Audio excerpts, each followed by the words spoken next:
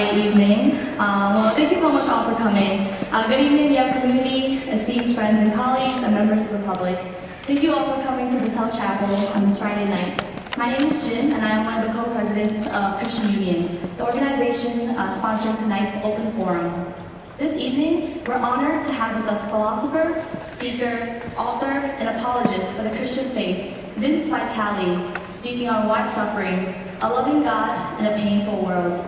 And sitting in Vitale Chapel for an hour and a half on a Friday night is not the suffering I'm referring to.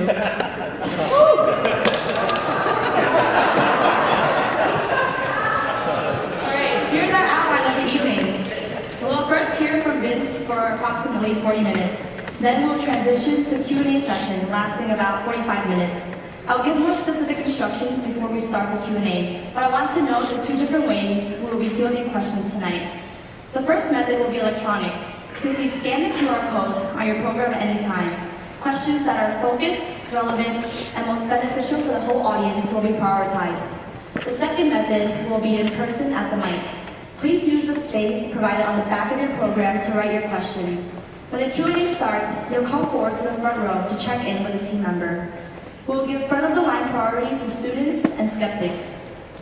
And before I formally introduce Vince, I want to invite all of you at our open forum tonight to embrace the word open as a watchword for tonight. Whether a Christian believer, seeker, or skeptic, we're trusting that there's something significant for you to take away this evening. If you're open in your listening, open in your thinking, and open in your affection, then I trust the talk will be stimulating and the Q&A will be very satisfying. Now, I will introduce Vince. Dr. Vince Vitale is the director of the Zacharias Institute. He was educated at Princeton University and the University of Oxford, and he later taught philosophy of religion as a faculty member at both universities. It was during Vince's undergraduate studies in philosophy at Princeton that he took an unexpected journey from skeptic to evangelist. He then pursued master's and PhD studies at Oxford, receiving a Daniel M. Sachs graduating scholarship, at the time awarded annually to only one graduating Princetonian, and a Clarendon Scholarship supported by Oxford University Press. While researching at Oxford, Vince developed a new response to the problem of evil. This response, termed the non-identity defense, is discussed in Vince and Ravi Zacharias' book, Why Suffering? Finding Meaning and Comfort When Life Doesn't Make Sense. Vince has had the privilege of sharing and defending the Christian faith at many universities around the world, as well as in church and conference settings. He is very grateful to be married to Jo, who also works at the Zacharias Institute, and to be a new father to their son, Raphael. Vince, the floor is yours.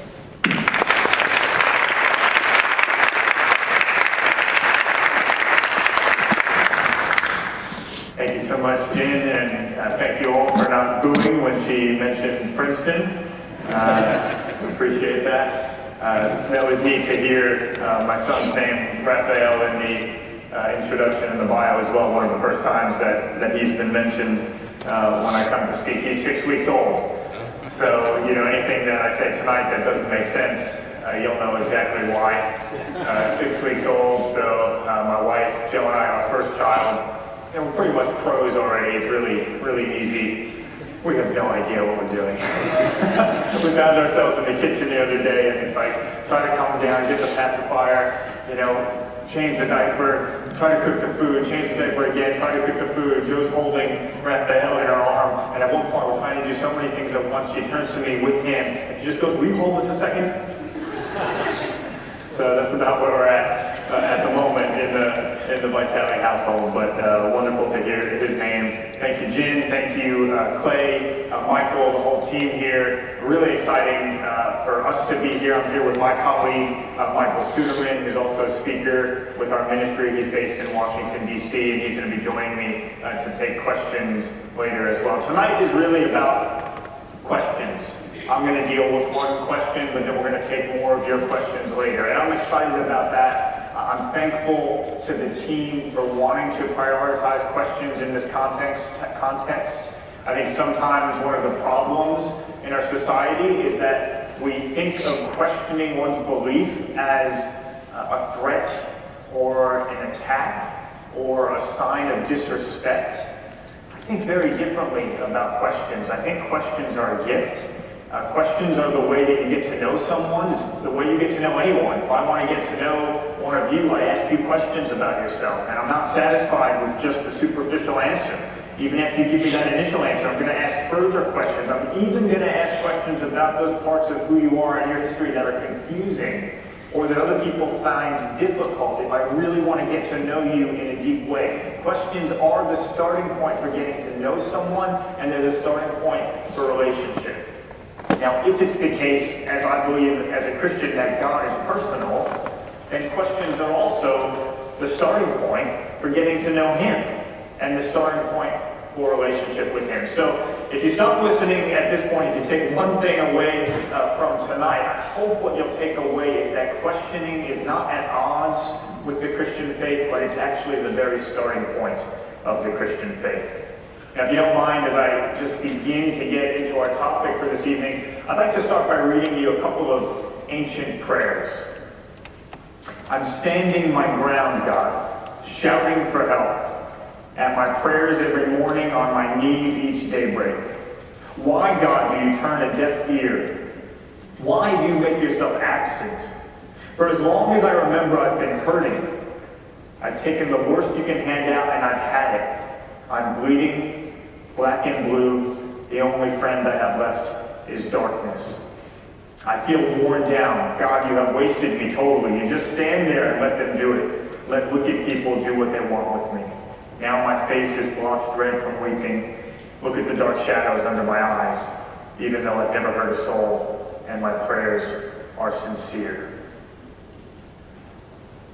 I personally find it very encouraging that those prayers are in the Bible.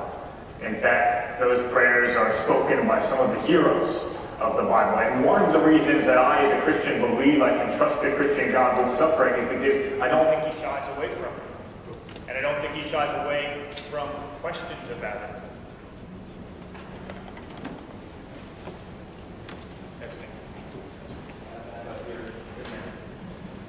Thanks, Clay.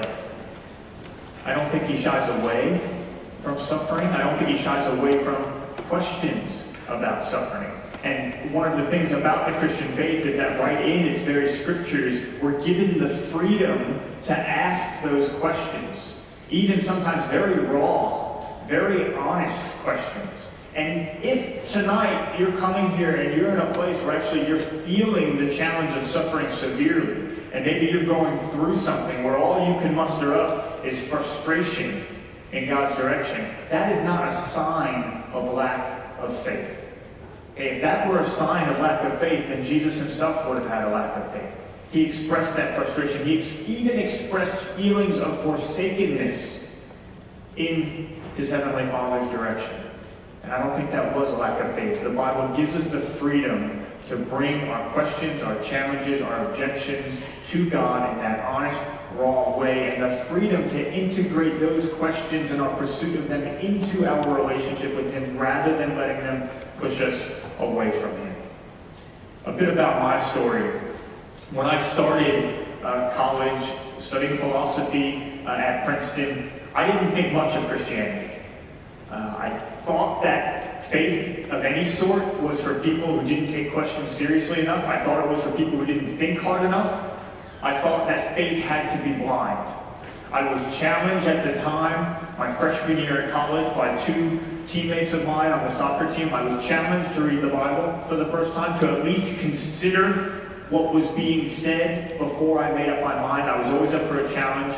And so I began to read through the Bible for the first time. And I would cross things out, and I would add things, and I would actually write a big BS in the margin of my Bible wherever I disagreed. And Christians would sort of look over my shoulder and say, "Vince, why do you have a BS in the margin of your Bible?" And I'd say, "Oh, that verse makes for a great Bible study." That was my starting point. But things changed for me because as I continued reading through the Bible, and in particular when I got to the Gospels, the story of Jesus' life, I found myself beginning to fall in love with the person of Jesus. I didn't expect that. And the way He carried Himself, the way that He treated people. A woman caught in adultery and the leaders wanted to stone her. He said, "You who are without sin, throw the first stone." and one by one, they all walked away. And I kept reading through the Bible, and eventually I got to the book of Acts, the book that is an early history, a history of the early Christian church. And I started to come across all sorts of words that I never expected to see in the Bible. Words like reasoning, examining, explaining, convincing, debating, disputing, persuading, even proving. I came across a verse that said the Bereans, one people group, were more noble than the Thessalonians. Why? Not because they had blind faith, but because they examined the scriptures daily to determine if what they were being told was true. And I kept reading, and eventually I got all the way back to the book of Hebrews near the end of the Bible, and I stumbled across a biblical definition of faith. Faith is the assurance of things hoped for and the evidence of things unseen. And I thought to myself, this is not a God who is asking me to park my brain at the door, to give up my pursuit of philosophy, to take some blind leap of faith. Far from it. This is a God who's actually asking me to love him, not only with my heart, my soul, and my strength, but also with all of my mind. And I can remember reasoning to myself, if God made me, and if he made me with this mind, then he would want an honest intellectual search to at least point in his direction. And ultimately, that is exactly what I found. But first, I had to ask my questions. First, I had to be honest about my skepticism. I had to be honest about my objections. And our question for tonight was one of my biggest objections. How could there be a loving God if the world is so full of pain and suffering? I think it's a fair question. God is supposed to be all-powerful. If he's all-powerful, then he would have the power to stop suffering. He's supposed to be all-loving. If he was all-loving, he would have the desire to stop suffering. And yet, our world is filled with all sorts of horrendous suffering and evil. Now, if you or I stood by and watched serious suffering when we could easily stop it, other people would rightly call us evil. So how then can I stand up here and call God loving?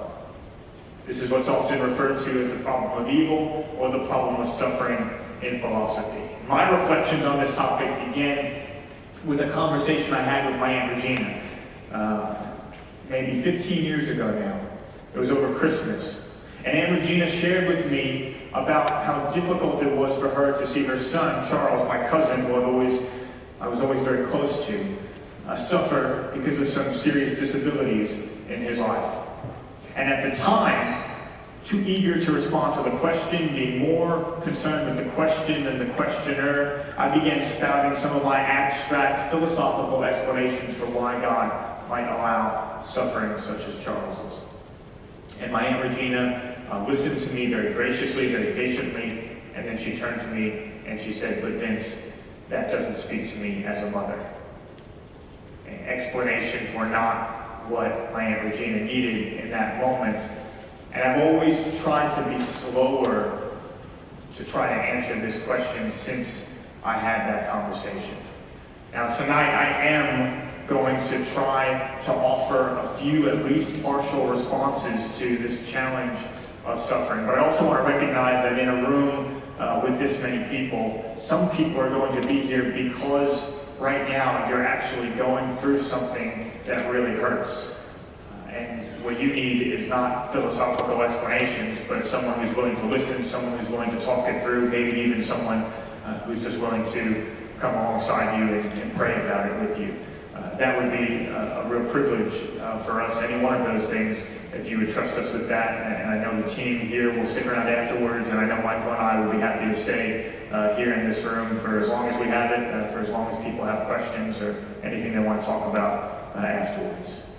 What I want to do with the rest of my time, before we get to your questions, is introduce you to 4 people from my life. And what I'm going to do is I'm going to hopefully have each one of those 4 people introduce one thought about this challenge of suffering. So first I want to introduce you to Ewan. Now I wish I could show you a picture of Ewan, but we never took a picture together. Ewan and I knew each other as young teenagers. He wasn't a very nice kid, neither was I. And I can remember taking every opportunity I could to put him down. The very same free will that I believe God gave me to help him up, I used it to push him down. Now, a number of years ago, I learned that Ewan had taken his life. And there's a place in the Bible where it says, "For the wages of sin is death." And I had probably read that verse hundreds of times before I heard that news. And never did it really hit me like it did in that moment. And I started asking myself some questions. Would Ewan have taken his life had I offered my hand to him to help him up rather than to push him down? If I had been kind to him and offered a friendship in his direction? And I didn't know the answer to those questions. Sometimes I find that when I try to explain the Christian concept of sin to people, they want to tell me that I'm exaggerating. And they want to tell me, well, no, actually, you're pretty good, Vince. It's not like you've killed anyone. And actually, that's a much harder question for me to answer than you might think. And what if God shone a light not just on the rippling effects of my unkindness to Ewan, but on the rippling effects of all of my unkindness over the years? The Bible starts with a story of people who were created free, and it suggests that so much of the suffering that we experience in this life is due to the misuse of free will. I recognize that to some that may seem like an exaggeration. It used to me. It hasn't since I reflected on what happened in Ewan's life. Now, I do believe that God could have forced me to treat Ewan well. I believe he's powerful enough to have forced me to do whatever it is that he would like me to do, to just program me as a robot so that I would never cause suffering. But what do we call a relationship where the more powerful person forces the less powerful person to behave just as he or she wants them to behave? Okay, we don't call that love. We call that abuse. We call that slavery. And I don't think that the Christian God desires suffering.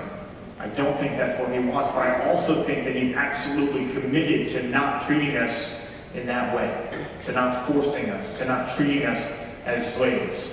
The Christian God, I don't believe, is a tyrant. A tyrant just wants obedience. He doesn't care how he gets it. The Christian God is described as a loving father. They literally referred to as a father hundreds of times in the Bible. And a father doesn't just want obedience, he wants free obedience. He wants his children to freely love him and to freely love each other.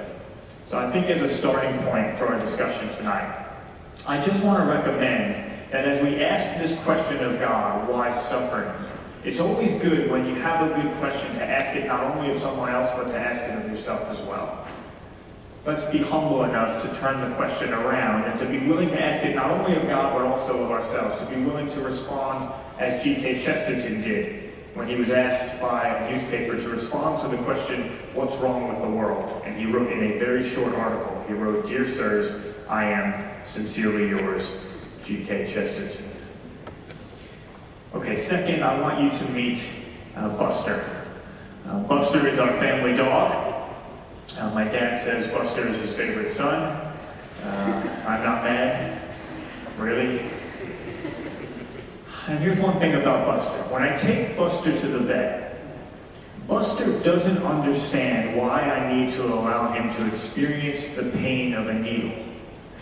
And if I sit Buster down on the couch and I try to explain to him that this needle is important, this shot is important so that you don't get a terrible disease, I don't get very far. And that's not because of some lack of ability on my part. It's not that I'm not a good enough communicator. Buster simply isn't the sort of being that can always understand the reasons that I have for the things that I do and allow. Another example, I think of my son, Raphael. At his 1-month appointment, they had to do some tests on him. And I found myself holding him down so that they could do these painful tests on him. And what was the perspective be like from his point of view? Here's Dad holding me down while they do these painful things to me. Oh, and he paid them for it on the way out. You can see the analogy. My ways are higher than Buster's ways. My understanding is higher than Raphael's understanding. If that's the case, if God exists, should we be so surprised if sometimes his ways and his understanding is beyond ours? In the philosophical literature, this general idea is referred to as skeptical theism. There's a huge literature on this topic. It gets very technical, but it's not a new idea. You find it in several places, the general idea in the Bible. For my thoughts are not your thoughts, neither are your ways my ways, declares the Lord. As the heavens are higher than the earth, so are my ways higher than your ways, and my thoughts than your thoughts. Or as God inquired of Job, where were you when I laid the earth's foundation? Tell me if you understand. Who marked off its dimensions? Surely you know. Personally, my experience of universe creation is zero. I have created 0 universes.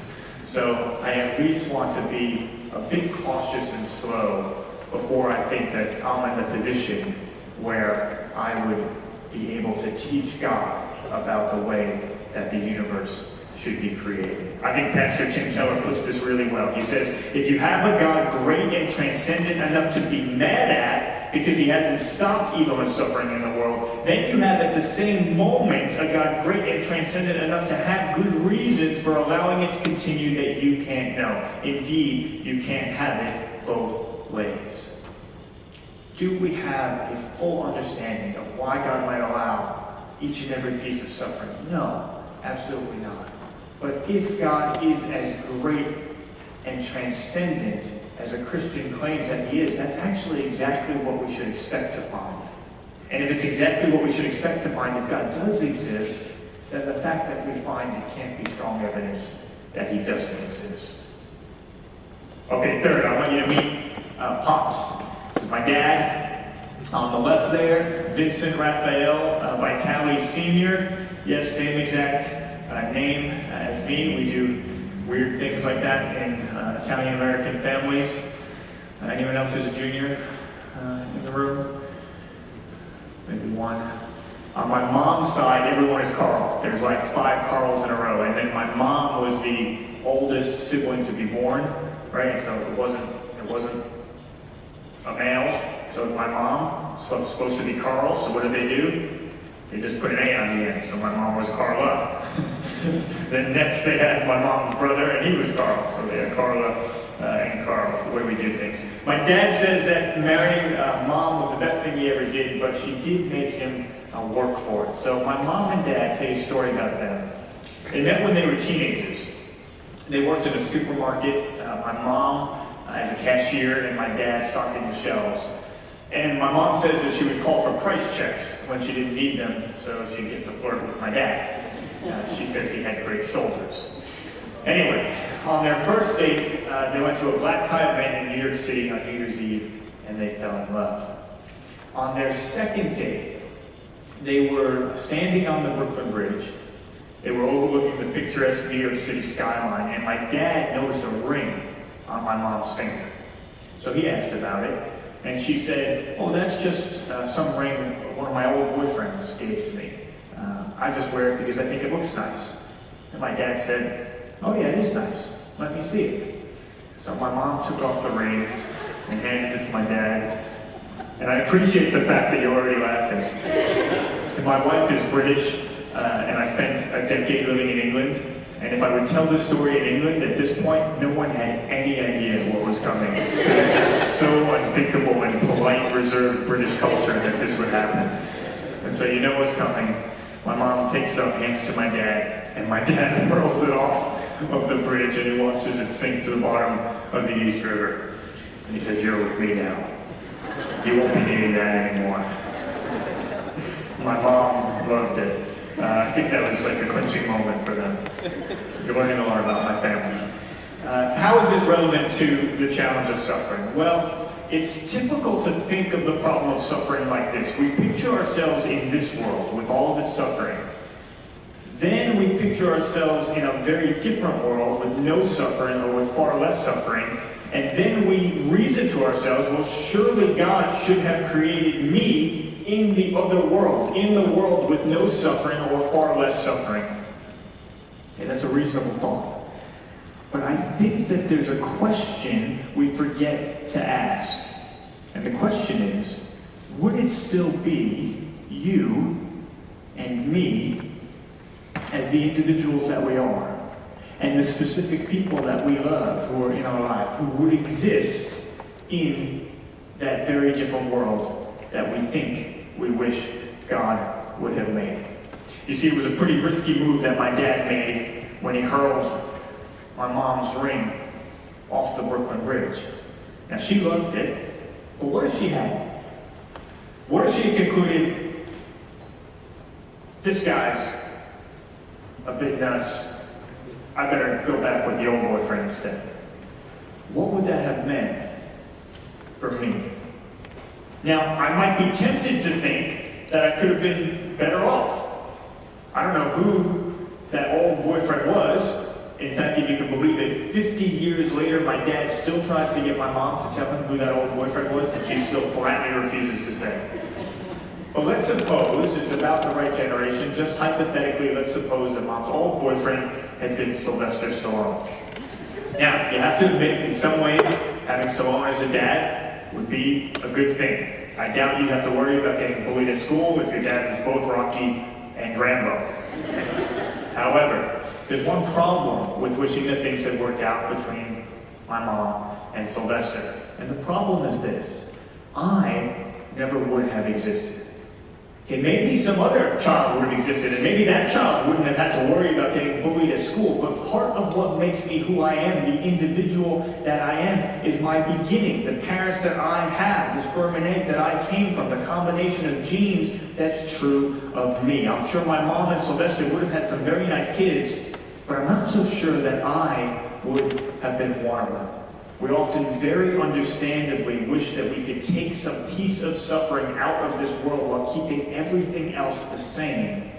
But I'm not so sure that it works that way. If something as small as the throwing of a ring off of a bridge could change who comes to exist, imagine how radically who comes to exist would be changed if God miraculously removed all vulnerability to suffering.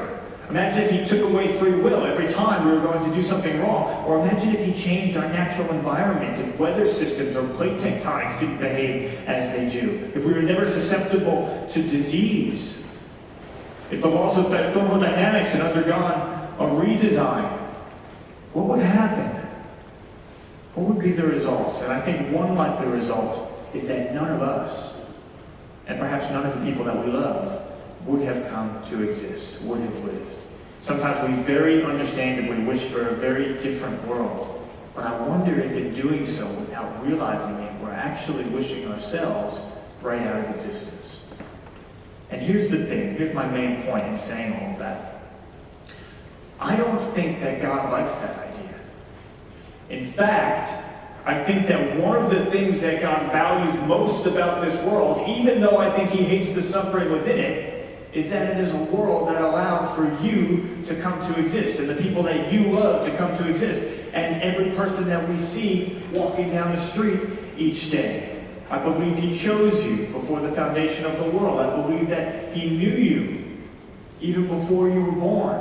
I believe he knit you together in the womb.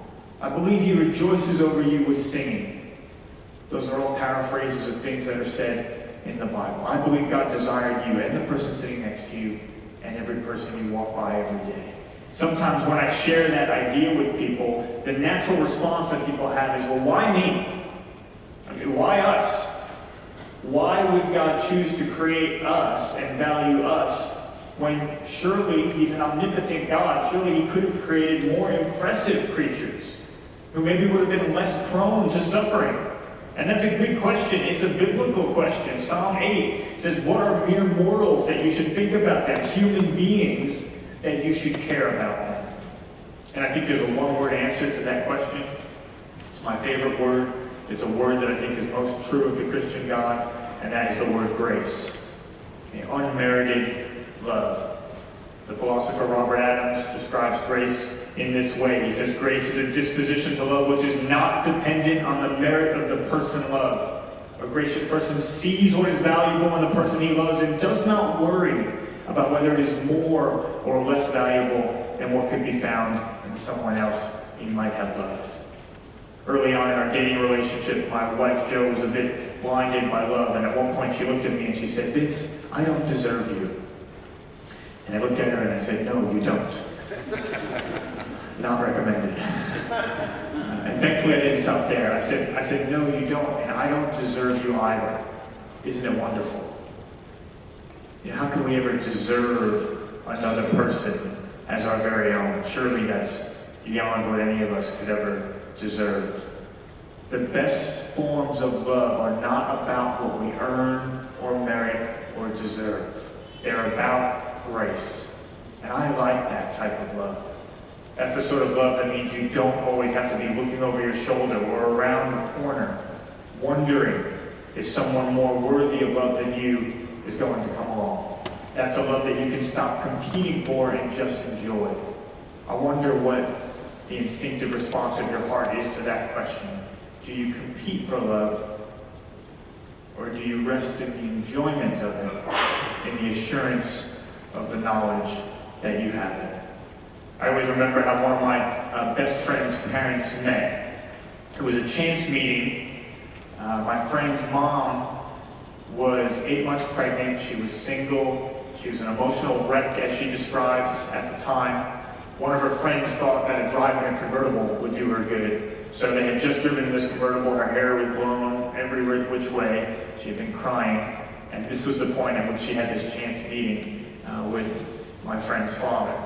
And in that moment, in that first meeting, my friend's father, he just found himself drawn to her. And in that very first meeting, he asked her if she'd like to get a cup of coffee. And that was the beginning of their relationship. And they were then married, and they had my friend. I remember that many years later, my friend asked his dad, he said, "Dad, what were you thinking?" He said, "Mom must have looked like a complete mess." And I always remember what his dad said. His dad's response was, "Well, son, I wasn't looking for someone perfect. I was looking for someone I could love." And what if, in His grace, God wasn't looking for someone perfect? Maybe He was looking just for someone that He could love. And what if He found Himself, in His grace, despite all of our inadequacies and all of our imperfections, with a love for us and a desire to create us? My family has had quite a bit of disability in it, and that has caused some serious suffering. Now, some people would say that it would have been better off if my cousin Charles never existed. After all, there would have been less suffering overall. The world would have been better off overall. I can't tell you how strongly I disagree with that statement. It's because I knew Charles intimately that his suffering was so frustrating, but it's also because I knew Charles intimately that I could understand how valuable he is and why God would love him so much and why God would value a world that would allow for him to come to exist. And so the problem of suffering is reframed in the form of a question, this question: could God have wronged us by creating a world in which we came to exist and are offered eternal life, rather than creating a very different world in which we never would have lived? There's actually a strong analogy here between divine creation on the one hand and human procreation on the other. When parents decide to have a child, they're actually risking quite a lot of suffering. We don't tend to think about it that way because we want to focus on the positive and the hopeful aspects of procreation, and rightfully so, but there's still a reality to the fact that if you voluntarily choose to try to have a child, you're doing something that you know full well can cause significant suffering in a person's life, because even the most fortunate of human lives includes serious suffering. And actually, even more than that, you actually know that one day that child is even going to suffer death. I hesitate to even say that because I know that's a really difficult thing to say and to hear. But there is a reality to the fact that the objection from suffering is more complicated than it appears. Because if you want to say it would be evil to create people into a world that you know will produce serious suffering in their lives, and I have to admit, at first glance, when I look at that, I think, yeah, that sounds pretty reasonable. But if you accept that claim, you're not only going to have to call God evil, you're also going to have to call evil anyone who decides to have a child. Do I think that these reflections make for an easy solution to the problem of suffering? No, absolutely not. Please hear me say that. I actually think quite the opposite. I think they help to show just how complicated the objection is. A couple of years ago, one of my close friends had a miscarriage, and she was devastated. And she longed for the one that she had lost. And she still longs for the one that she lost. And not that long after, she got pregnant again and had a beautiful baby boy named Jameson. My wife Jo and I were privileged to be at Jameson's baptism. And I want to share with you some words that Jameson's mother shared publicly at the baptism just before he was baptized. Just follow me in these words. She said, "Jameson, you were longed for, an answer to a prayer and to more than a prayer. Standing by us right now is a weeping willow tree that lights up each night in remembrance of a little one I carried before you. Often now as I stare at your face and memorize your features, I am reminded that you are this magnificent, beloved life that came from loss. Because of loss. You were given to us in months where I would have still carried another, but for loss. We grieved, and will always grieve, the one we did not meet. But nor can I imagine life without you. And so we lived in that space that most often we don't have the awareness to know we stand in. But this time we do. The tension of bearing loss that remains while holding the beautiful life that is not in spite of, but through it. And what a treasure you are to my arms, my heart, my soul." My friend's words drew me to the book of Job, because at the beginning of the book of Job, Job loses everything. He loses all of his animals, he loses all of his wealth, he loses all of his family. And then at the end of the book, it says that Job receives back a double portion of all that had been lost, and he gets exactly the same number of each type of animal. But interestingly, he only gets the same number of children back. He doesn't get the double portion. He had 10 children at the beginning of the book, he's given 10 at the end of the book. Not twice as many as with all the animals. But why is that the case? Perhaps that's the case because his children are not ultimately lost. Perhaps Job is not with them for a time. Perhaps he'll be reunited with them for all time. Perhaps that is the hope that Job was living with, and that is certainly the hope that my friend is living with, as she rejoices in the life that we are living and the people that are made possible through it, but she also grieves the one who suffered and is not with us, but with the hope that one day she could be with him again. Finally, I'd like you to meet my mom, Mama Vitale there on the right, sporting the classic 80s onesie. One day when I was about 6 years old, probably my favorite, or at least most vivid memory from childhood. I was about 6 years old and I was playing football with some older kids, my next door neighbor's front lawn. And I was getting knocked around pretty good. I started crying and I came running home to the front porch, that porch there. And I was crying and I was saying, "I'm not tough enough. I'm not tough enough." So what did my mom do? Well, she did what any loving mother of a probably 6-year-old son would do. She positioned herself like this. She got down in quaint athletic stance. She hung her nose out in the air. She looked at me lovingly, and then she said, "Punch me in the nose." She said, "You are tough enough. Punch me in the nose." True story. And I looked at her like she was crazy. And indeed she was. But she persisted. She said, "Punch me in the nose. Punch me in the nose. You are tough enough." And I don't know what sort of psychological state I must have been, and I am certainly not recommending this. But I did. I reared back and I gave my mom a straight right hand. obedient child. Straight right hand to the nose. And to my mom's astonishment and to my astonishment, blood actually began to come out of my mom's nose and trickle down her face. But then came one of the most gorgeous images I've ever seen. Through this blood that was coming down my mom's face came just the most dazzling, radiant, joyful smile. And my mom said, "Now get back out there." And she sent me back out into that game. She went inside to get cleaned up. You might not know what to make of that story. Understandably so. What an unthinkable, messy, bloody thing for my mom to do. And I'm not recommending it. But at the same time, also in that, and I know what was in her heart, it was also an extravagant display of love. You know, my mom brought me into this world, and when she did that, she knew that at some point there would be serious suffering in my life. But that didn't make her evil. Why?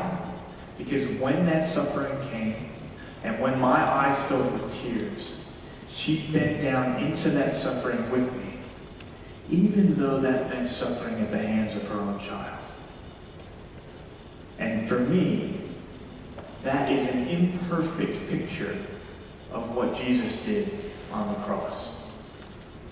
When God did something unthinkable and messy and bloody, when he didn't stay far off, but he loved us enough to step down into our suffering with us, even though that meant suffering at the hands of those he had created. The night before Jesus died, as he reflected on what he knew the next day would bring, he said to his friends, he said, "My heart is sorrowful even to death." I've always thought it's one of the most amazing lines in all of the Bible. The God of the universe, the creator of all things, saying that his heart is sorrowful even to death. Whatever it is that you've been through, if you've experienced deep depression, if you've experienced overwhelming anxiety, if you've ever thought about suicide, there is no depth of agony or helplessness that we could experience in this life that Jesus doesn't understand. Ironically, it may be the famous atheist Friedrich Nietzsche who said it best.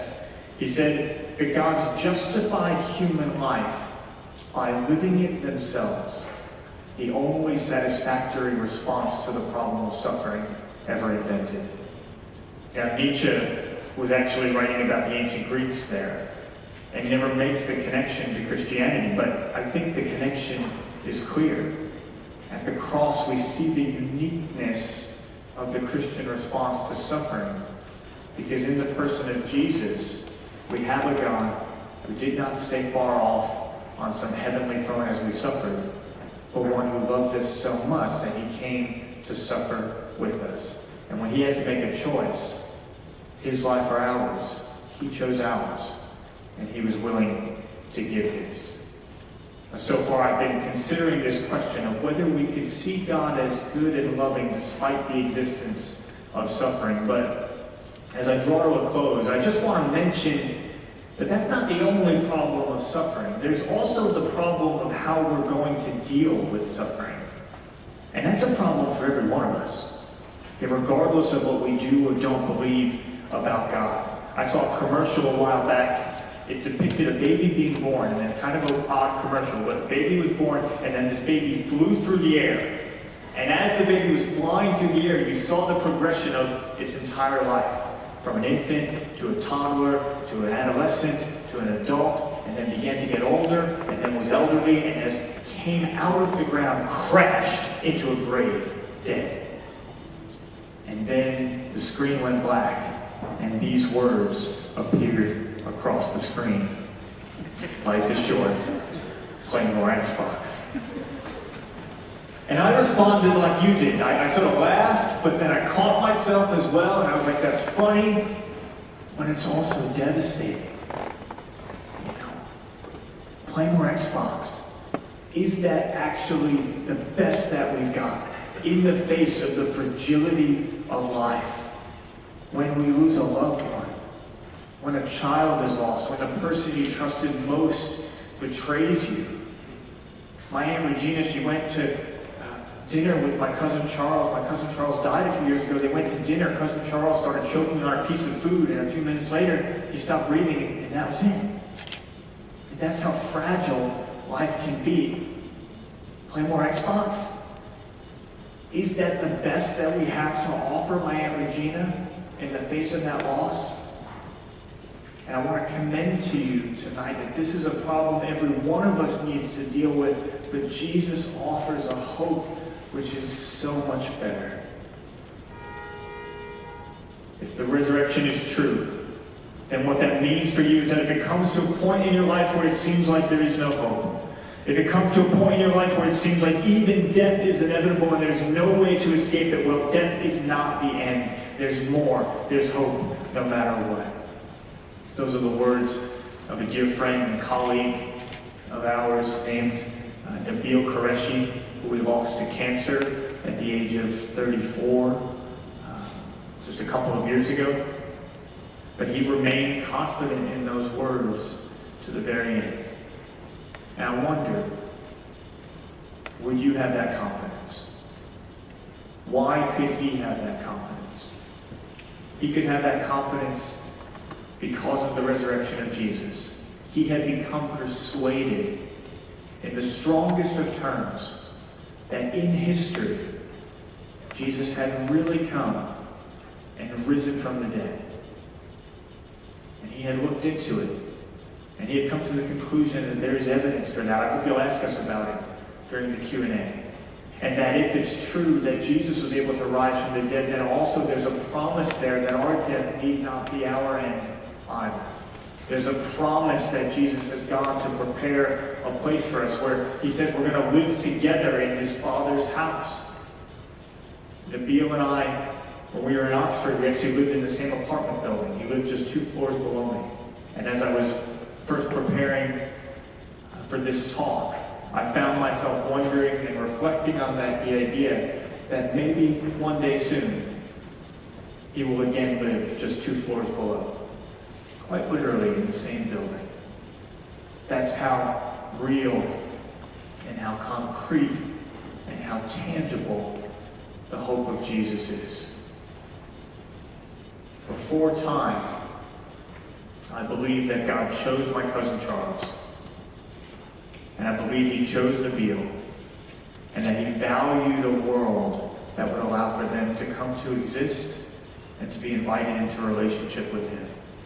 In time, I believe that God loved them so much that he was willing to step down and come and suffer alongside them. And at the end of time, I believe that God will set things right. For some people, the problem of suffering pushes them away from God. I think for me, I think it's precisely because I feel the problem of suffering so severely that I'm led to trust a God who can do something about it. For every one of us, there will come a point when suffering comes. For every one of us, there will come a point when death comes. And so we all have to ask that question, who will bear it with us and who will see us through it? I believe with all of my heart that if we ask him to, Jesus will. And that's why I commend him to you this evening. Thank you for listening, and very much look forward to your questions. God bless you.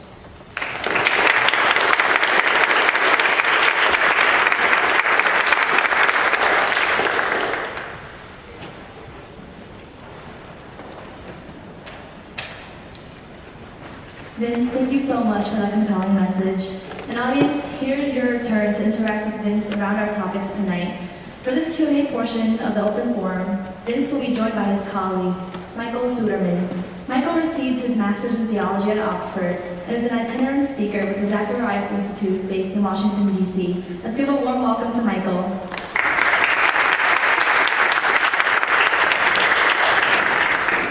For those of you who want to ask questions at the mic, I'll invite you now to come forward to the front row and check in with Clay. We'll alternate between taking questions from the floor and those submitted electronically. I'll keep an eye on the clock throughout and make an announcement before our last question.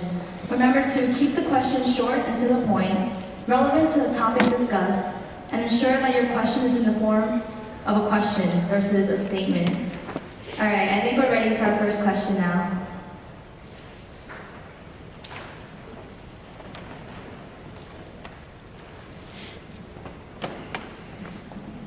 Okay, this question is from Brittany. She says, as a chaplain who works at the hospital, the question of suffering is not unfamiliar to me. And despite the validity of your third point in relation to the story of your father, I have a question. You seem to propose that the I, existence, self, a person, is resided in some way outside of the realm of suffering, loss, and grief. So where does this point lie when all evidence points that one's sole purpose of existence has become suffering? Or when people themselves desire to have never existed, where does free will exist in such a realm? Can you just repeat that part in the middle, lies outside of, just that portion right there?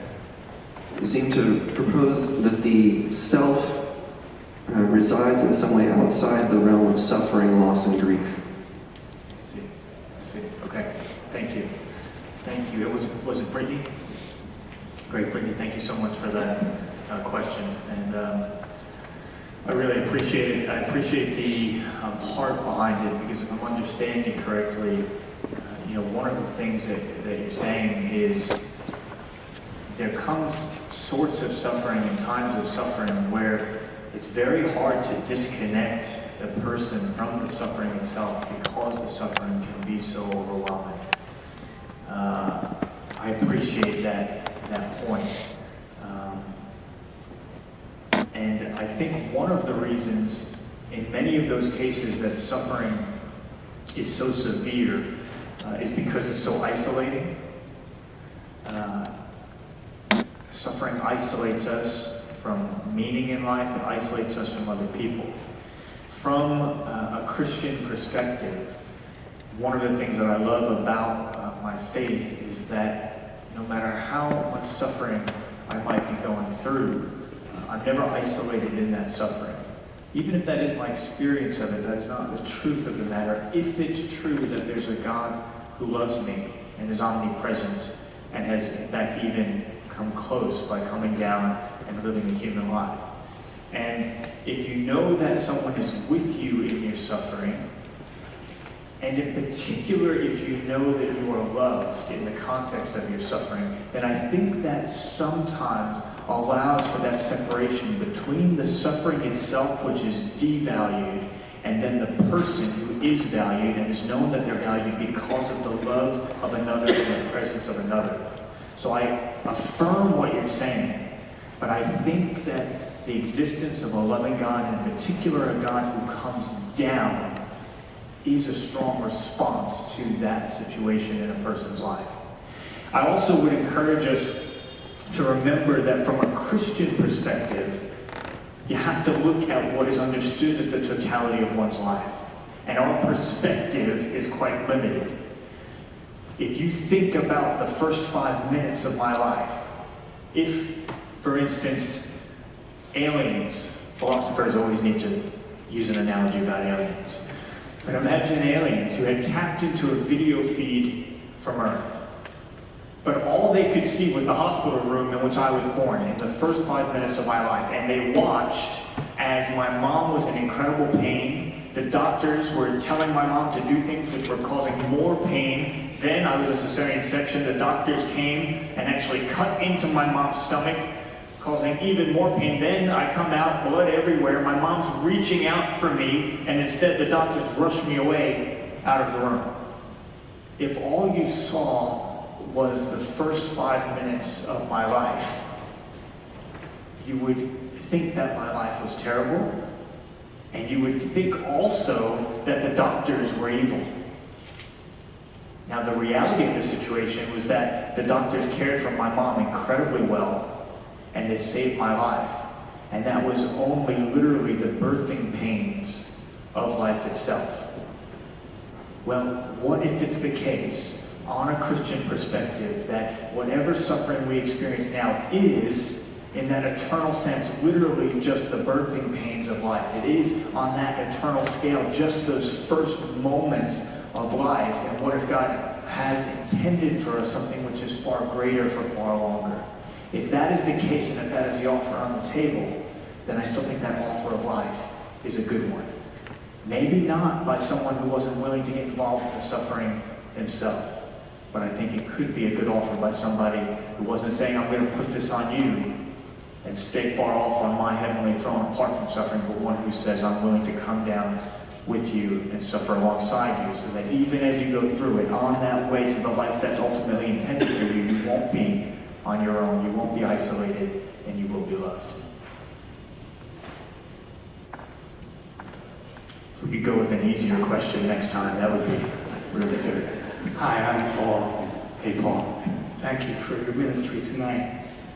If people are given free will by an omnipotent God, and then they choose evil and inflict suffering on innocent victims, as in the Holocaust, as in Sandy Hook, Rwanda, Cambodia, Myanmar, Las Vegas, and so many other places, doesn't that make God and man both responsible for the unspeakable horrors of history?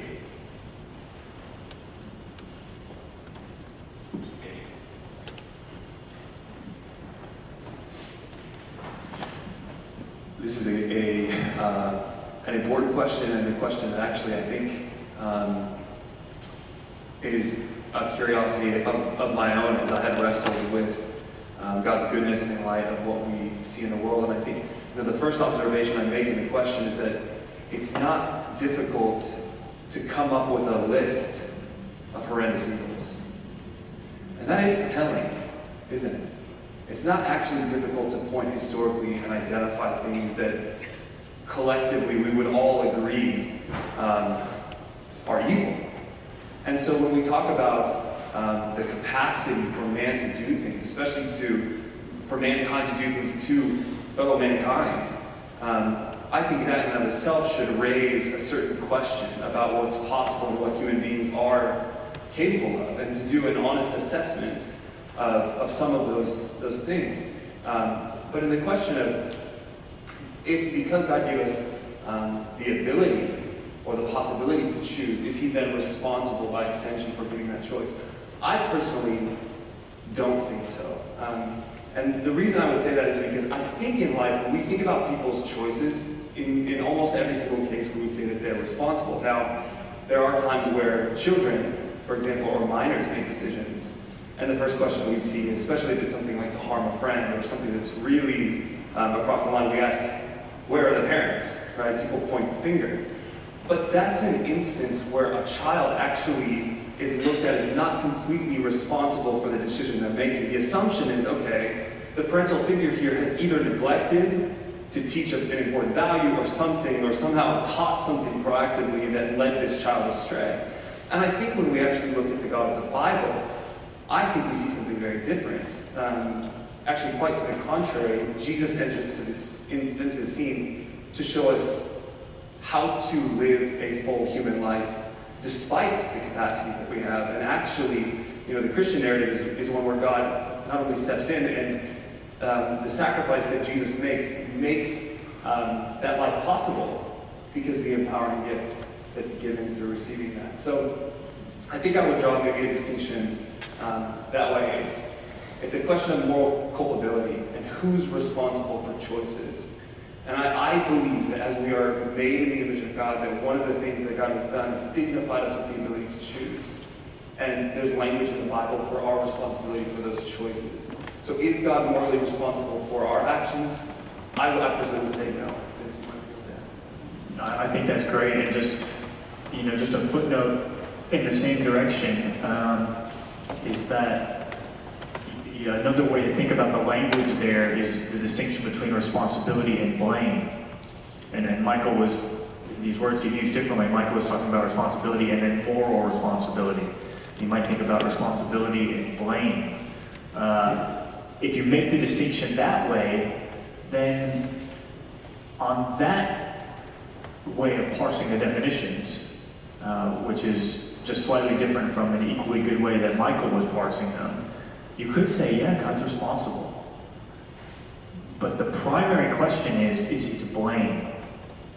And if, as Michael said, if he handed over responsibility out of love for people to give them free will so that they would have meaningful lives, that might make him responsible, but it's an additional question whether he is to blame.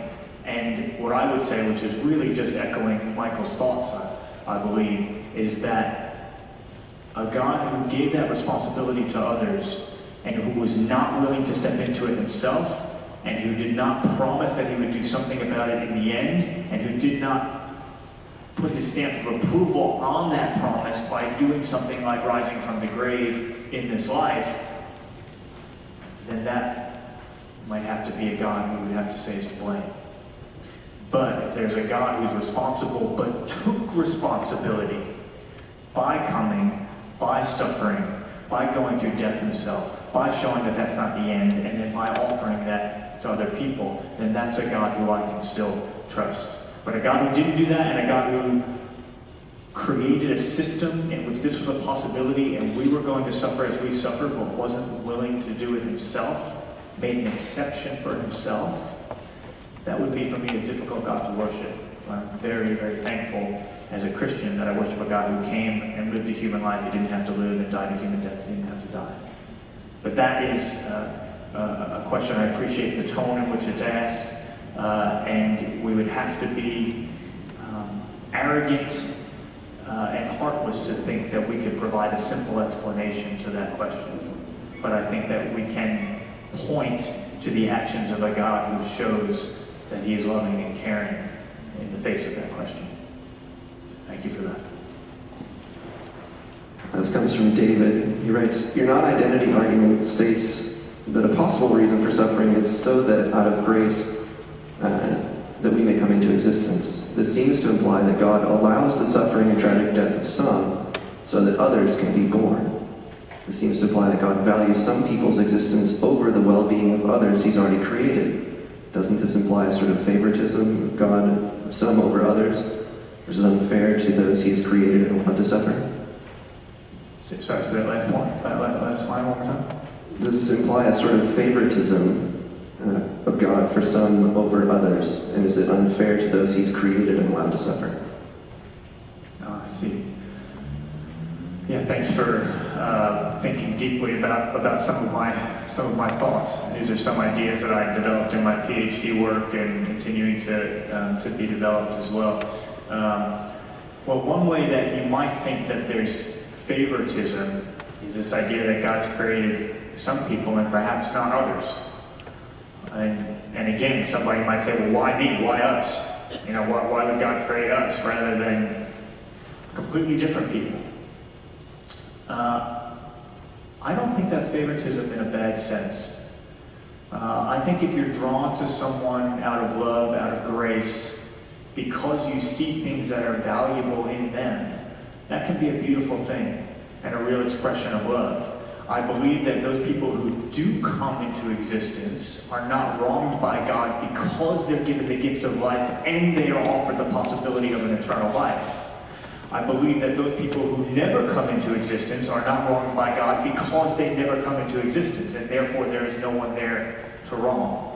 So in both cases, I don't think God has wronged anyone, and I think of it a little bit like, you know, maybe you go into an orphanage and you're choosing to adopt a child, let's say. Imperfect analogy. But, you know, on the left-hand room, you know, you see this child and they're explaining to you about the child, and it's clearly the most impressive child. Scored most highly on the academic tests, most athletic, strongest, healthiest. It's the most impressive child in the joint. Okay? But then you walk past on the right and you meet this child, and in those objective senses, the child is pretty average. But you just find your heart drawn to this child. And you're not thinking about comparisons. You're not thinking about, is this child better or worse than another child? I never once thought that about my baby son, Raphael. I just look at him and I see what's valuable in him, and I appreciate that, and I'm drawn to that, and I want him to know that I love him, and I think, wow, if one day he would say he loves I love you back to me. Wow, how incredible that would be. And as God is surveying all of the different beings that he might create, could it be the case that even though we're pretty average in some significant respects, he just found himself drawn to us out of love? To me, that is quite freeing, because one of the things that means is that God's love for me is not dependent on how impressive I am. And boy, am I thankful for that. You know, that I have a God who loves me just as much on my best day and on my very worst day. That is incredibly freeing. And it means that God's not thinking about the comparison between one and another. He's just finding himself drawn to us. I'm thankful for that. Last thing to say on this is that just because I'm saying God has chosen us and desired for us to come to exist, I never said that he hasn't chosen others either. In fact, as a Christian, I believe he has created other types of beings. The Bible talks about angels, so I think he's created angels. I think maybe God has created a rich tapestry of different types of beings. Maybe some of them are more impressive than us, maybe some of them are less impressive than us. So those beings that you think God should have created them instead, maybe he did create them. My point is just that if he did, he didn't create them because they're in some objective, comparative sense better than others. He created them because he looked specifically into their eyes and found himself with a love for them because he was just drawn to them in his heart.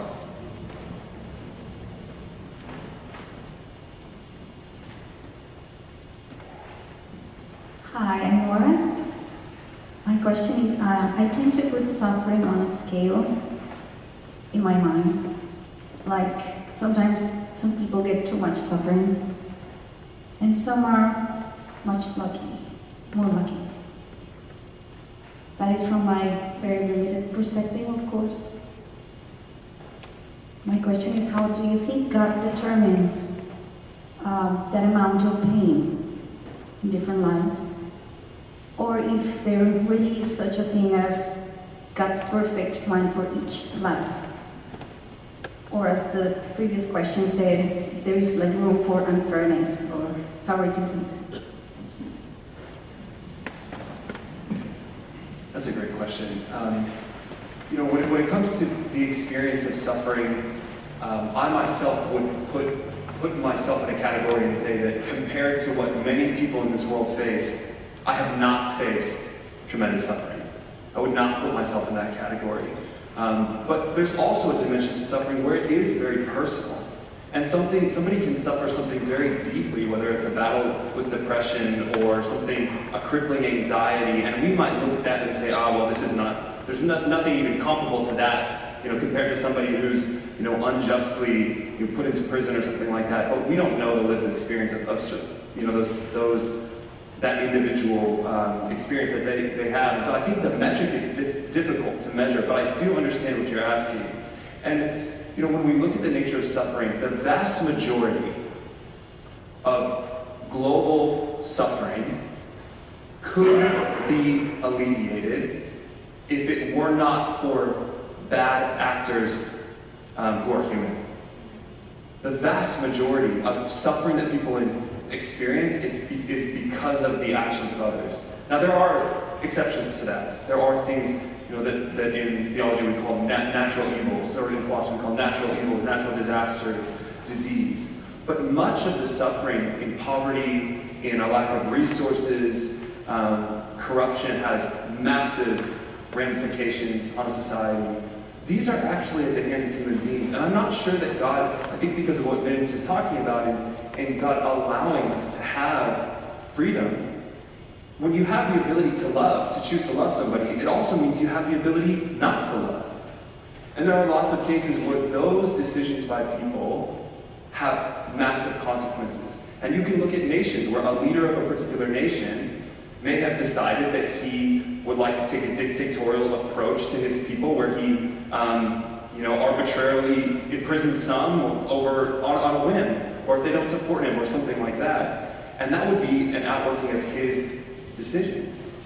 And I think when we point to those cases, we can trace some of those back to human decisions. I don't believe that actually God is interested in perpetrating suffering necessarily on a people group, as if he's forcing those decisions. But the people are freely choosing to make those decisions that have massive consequences, sometimes on a very large scale. And that is tragic. And I think as a Christian, part of what, my belief in God, I do believe He's loving, but I also believe that He's just. And the Bible speaks of that language, that He cares about the oppressed, that He cares about people, about the poor. Jesus was drawn to the poor. He said, "Blessed are the poor." And so there are people who face immense suffering, and God's heart is clearly with them. But I think a lot of the cases where it's very widespread, or it's sustained in a nation, or something like that, often you can trace that suffering back to human decision. And so again, I think it's that question of responsibility, human free will, and who's ultimately to blame for the consequences of a choice. And I can even think of small decisions I made in my own life that have led to people maybe suffering to different degrees. When you think about that compounded, at the level of leadership over a nation or something like that, and all of a sudden we're talking about a much larger scale, and I think some of the examples that we could probably come up with would be a result of that. So maybe that's going to be a start. Yeah, I affirm that, and if we want to know, how much Jesus doesn't affirm the unfairness and suffering that we see, we can point to the fact that He preferred to suffer Himself and to go to His death in order to rectify that ultimately, rather than leave that unfairness the way it is. So I think Michael's, exactly right.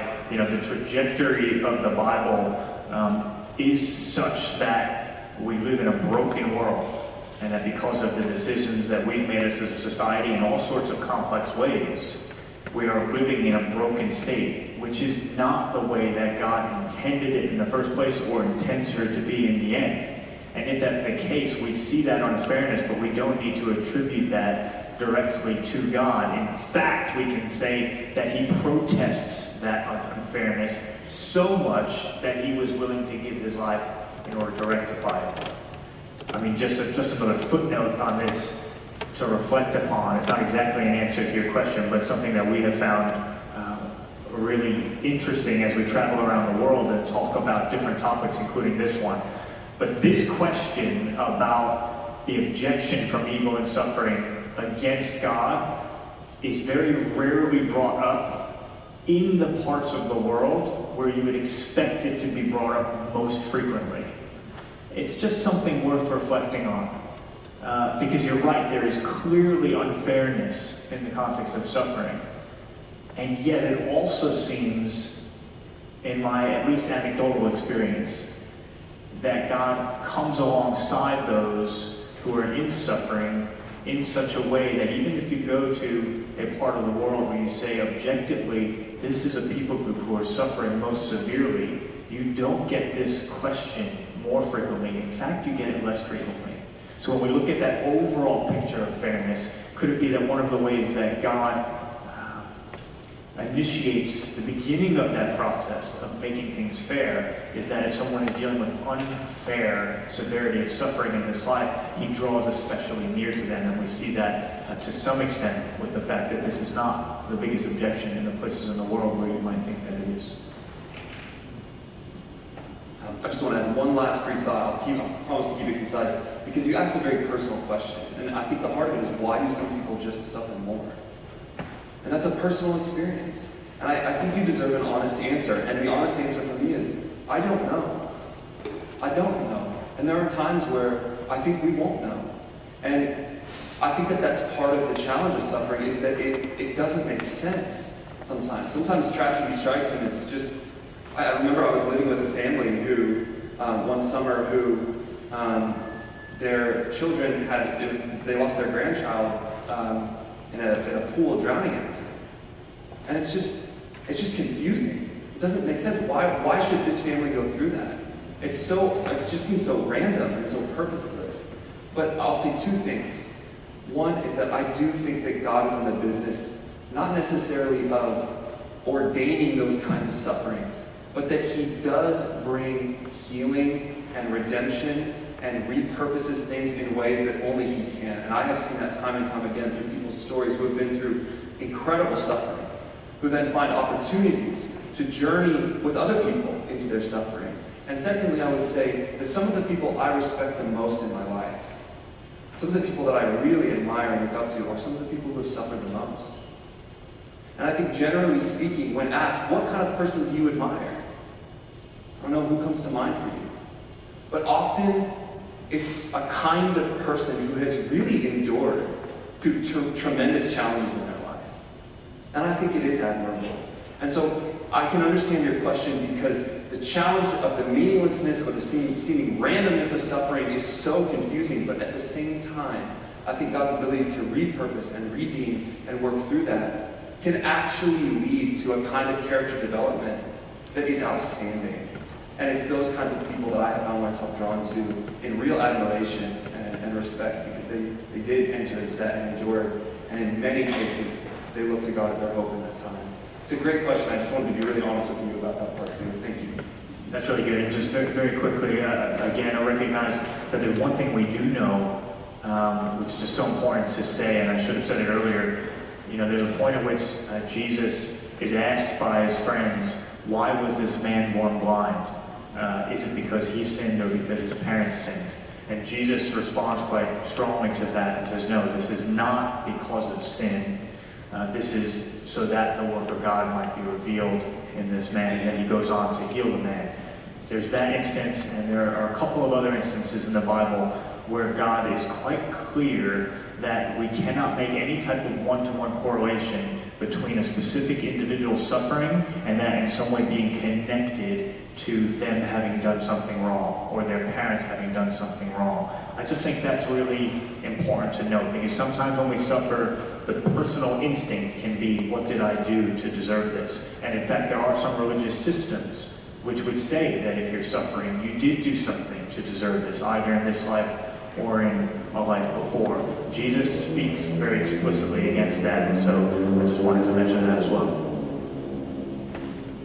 Okay, Vince and Michael, we have just under 10 minutes left, so we've got one more question electronically submitted, and then we'll have one from the floor. All right, I'm going to paraphrase here. This is from RP, getting along the theme of redemption.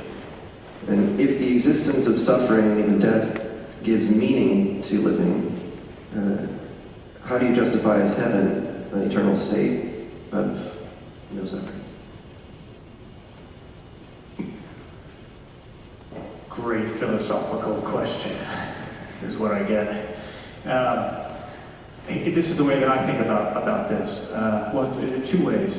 One, I think currently we're living in a state where suffering puts us in this free, meaningful environment where we're given the opportunity to choose for good or for bad. And that is, at its most fundamental sense, I believe, a choice for God or against God. And that when we get to an eternal heavenly state, the reason that state will be meaningful is because we weren't just created that way from the beginning, but that we made a free choice and asked God to usher us into that state, and that has meaning now because of it. In a similar way to the fact that my marriage currently has meaning, even though I have accepted certain restrictions in terms of my behavior and what I can and can't do in the context of marriage, because there was once a previous state in which I made a free decision to step into that state.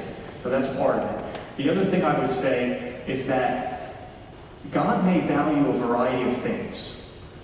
And it might be that there are certain types of goods that you can get now in a situation where suffering is possible that you can't get later.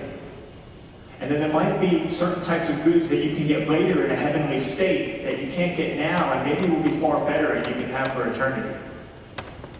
In our current state, there is something valuable and meaningful, and Michael has pointed in this direction already, about the fact that you can respond to danger with courage. You can respond to suffering with compassion and empathy. You can give your life for someone and make a personal sacrifice of that depth of meaning. None of those things are possible in a context where suffering is not even a possibility. You can't have any courage because there's nothing dangerous to respond in a courageous way to. You can't have compassion because there's no suffering to be compassionate to.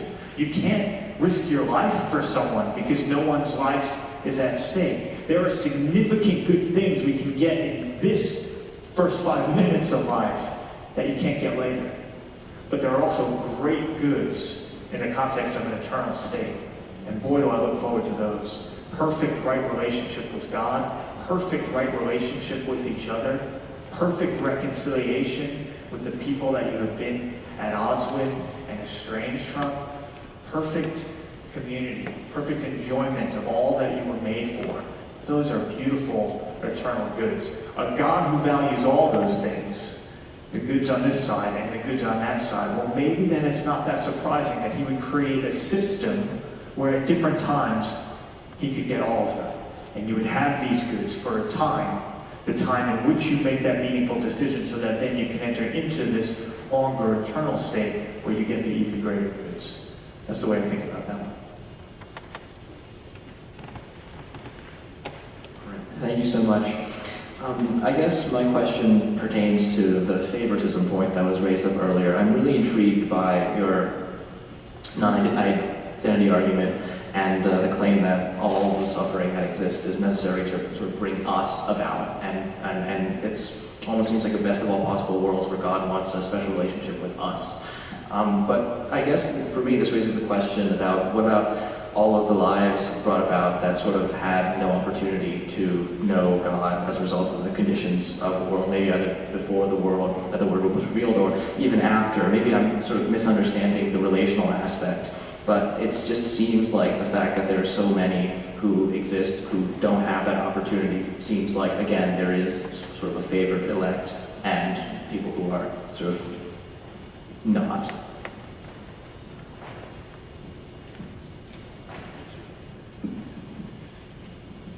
So again, this is I really appreciate your question, because personally it was a question of mine and has been a question of mine, and really this question is about the justice of God. If there's a certain requirement that people must meet in order to go to heaven, and not everybody has a fair opportunity to sort of meet that requirement, then doesn't that seem like an injustice? And I would say it does seem like an injustice. Intuitively, that seems massively unfair. But I think, when it comes to access to God, I think that God is not, that his access is not necessarily restricted to the kinds of resources that come to mind for us. And, for example, I don't know the number of Christian books published in the United States every year, but I'm guessing it's fairly high based on what I see on the shelves. And on the basis of Christian resources alone, the United States should be the most robust Christian society, and I think all of us would probably push back on that idea and say, maybe we've got some areas of improvement, some things to think about, and I would agree with that. I'm not so sure it's just a matter of resources, and I'll just share one story because I think it is relevant to this, and I'll try to keep it brief, but when I was in Oxford, right at the end of my 2 years there, a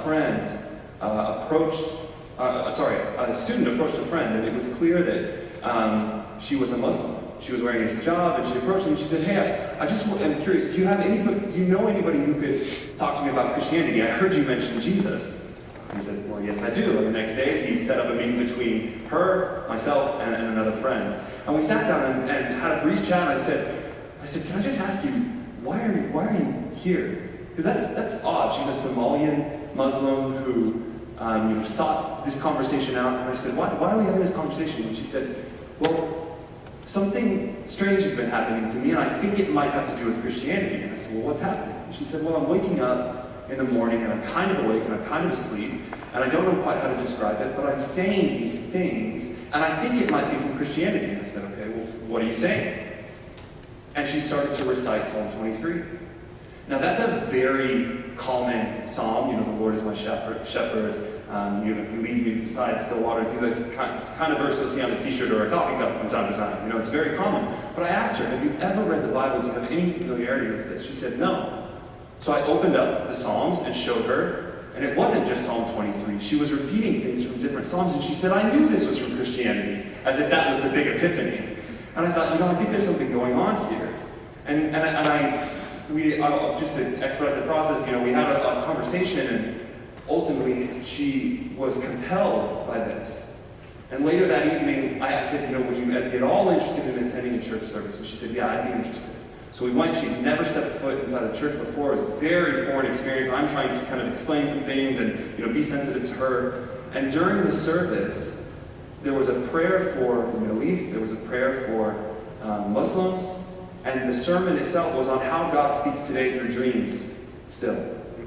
And one of the questions that she had asked in our meeting repeatedly was, I just feel like I have these eternal questions on my heart. They're questions of eternity, and I just haven't heard an answer to these questions. They're eternal questions, and she used this phrase 10, 15 times in our conversation.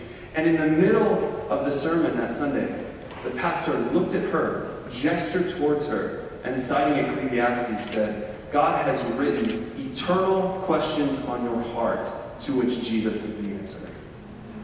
And I just started kind of nudging her, and she said, and I realized, we can chalk that up to coincidence. And I can understand a skeptic saying, wow, that is exceptional, but maybe this isn't coincidence. But I want to suggest that the meaning behind that kind of series of events is quite radical and quite unique. And I want to suggest that actually her response to that and where she was in her life suggests that there was purpose in her experiencing that at that time. And that day she decided that she wanted to become a Christian. And I will tell you, I have never seen the kind of instantaneous transformation in somebody's face and their posture as I saw that day. She was beaming to the point where she walked out of the building and saw a homeless person and said, we need to buy him food. Let's go to the grocery store, and ran to the store. And I was just thinking, oh my goodness, this is incredible. I've never seen anything like it. So the reason I tell that story, and I realize miracle stories may sound like a dime a dozen to you, but I tell that story because I believe that if God is the God of the universe who created all of this, and each one of us, that He is fully capable of meeting people wherever they are.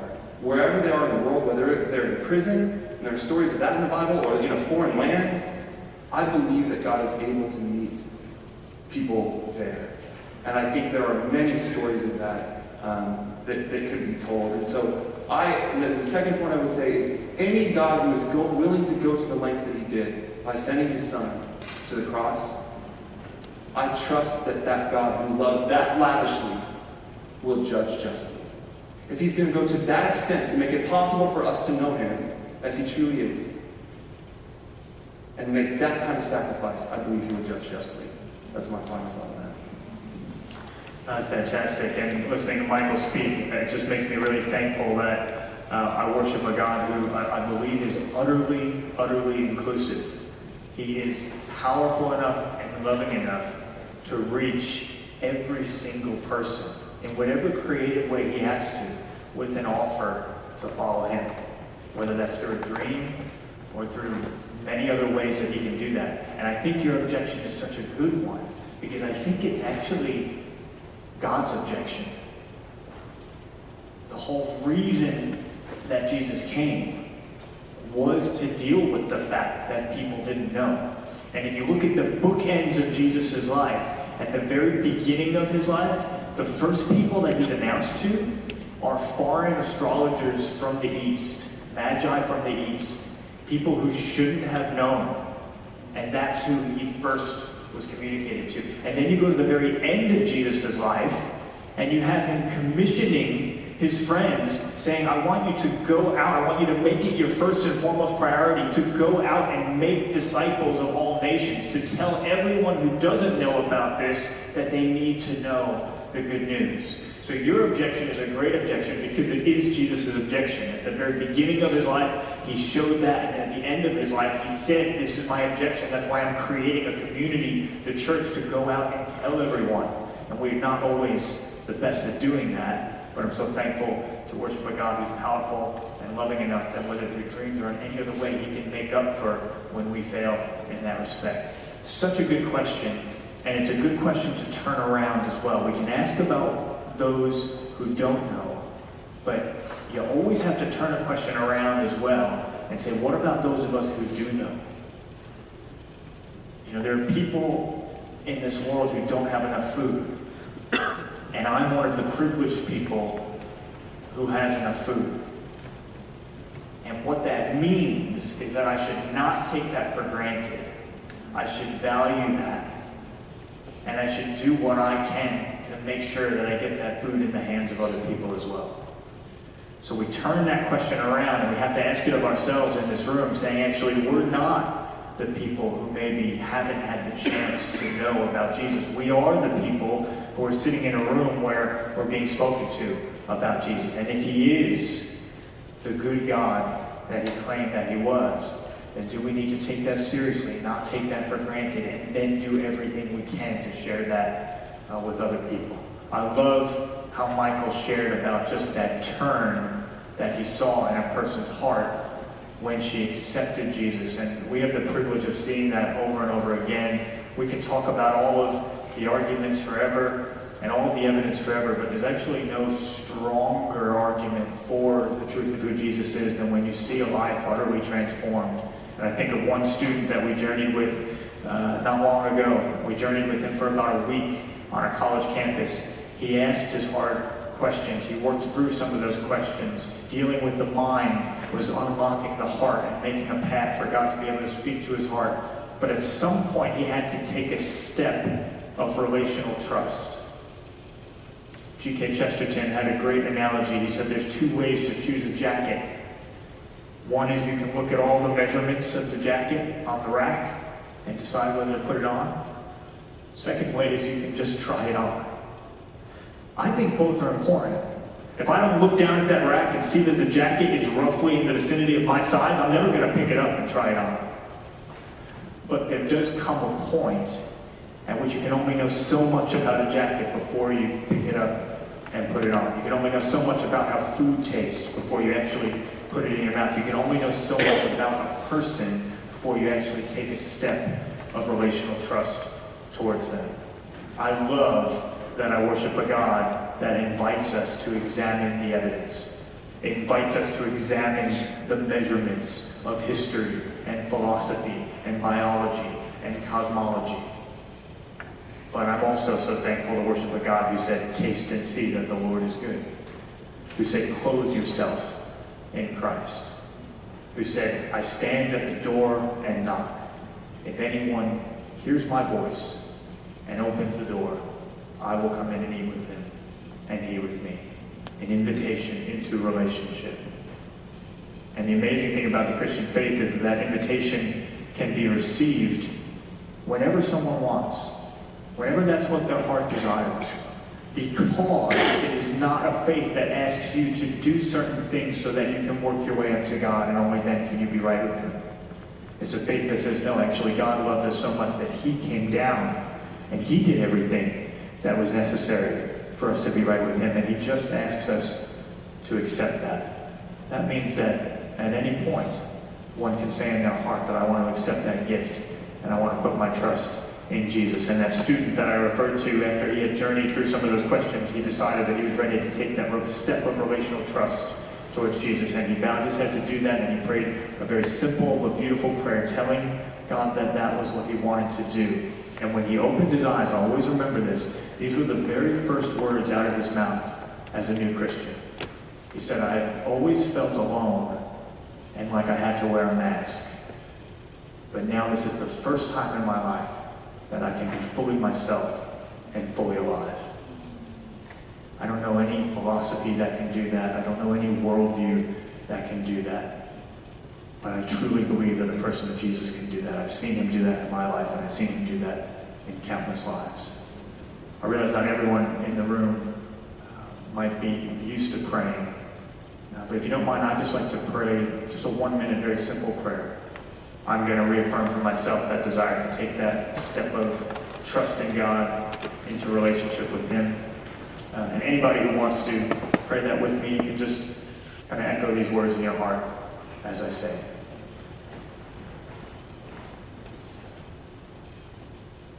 God, I thank you that you've provided this space and this time together tonight.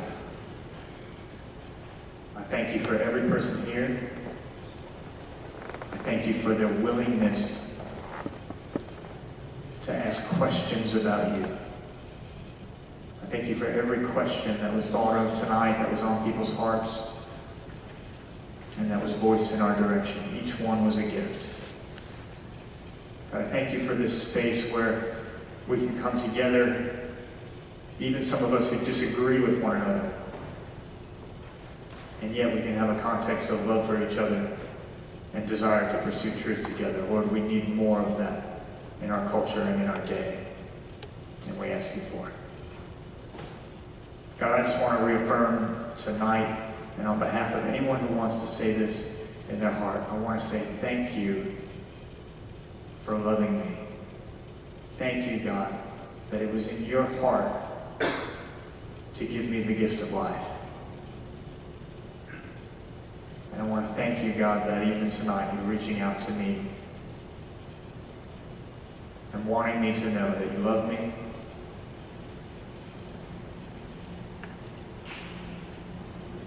wanting me to know that you were willing to suffer alongside me, wanting me to know that even though there is often darkness in my heart, that darkness that I expressed towards you many years ago that had such a terrible consequence. God, you love me so much that you can't bear for me to accept the judgment for that myself. And so you took it on yourself, the greatest act of love, to give one's life for another. Tonight, God, I reaffirm my acceptance of that extraordinary gift. And God, as you were someone who was willing to give your life for me, I pray that you would transform me in my heart into a person who is willing to give my life for others.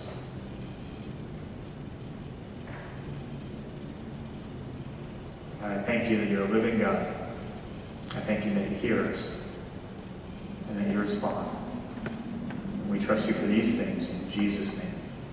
Amen. Amen, guys. Thank you for a wonderful evening. We won't go anywhere. In particular, if you prayed that prayer, or if you just sense that actually tonight's a significant moment for you in taking a step towards God, we'd love to talk to you more about that. Please come and see us. If you have more questions, we'll try to be the last ones out of the room. We love questions, and we'd love to talk more with you. Thank you guys so much. I'll hand over to Jim. Thank you so much to both of you, Vince and Michael. Let's extend to them a round of applause.